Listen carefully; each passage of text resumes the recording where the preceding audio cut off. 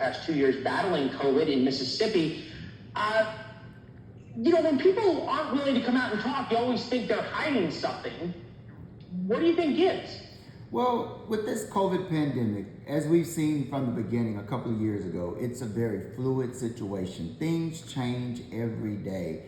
And what adds to the complication of the fluidness of the situation is the fact that these new variants, these subvariants, they're different than the previous variants. So there's just so much unknown.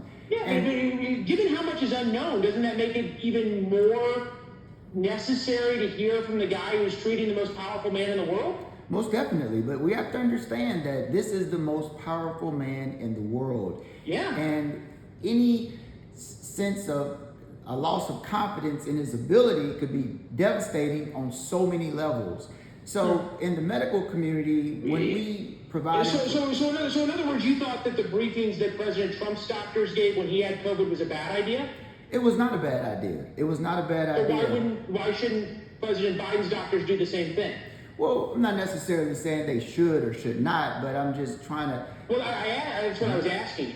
Right. It's really the decision of those doctors. But what I'm conveying is, as a medical provider, when we provide information, we want to make sure that our information is correct, especially in such a sensitive scenario as the right. So you seem to be making the case for the president's doctor speaking. Well, not necessarily. I'm making the case that this is a very fluid situation and the information is not clear because it's changing every day. And it's so important, whatever information that is provided is concise. It has to be the right information. I'm not sure what exactly you're saying, but I appreciate you being here. Thank you very much. It's good to see you. Hey, thank you. All right, we'll move on. China's President Xi Jinping wishing President Biden a speedy recovery and his deepest sympathy. All right, Doctor, you're clear.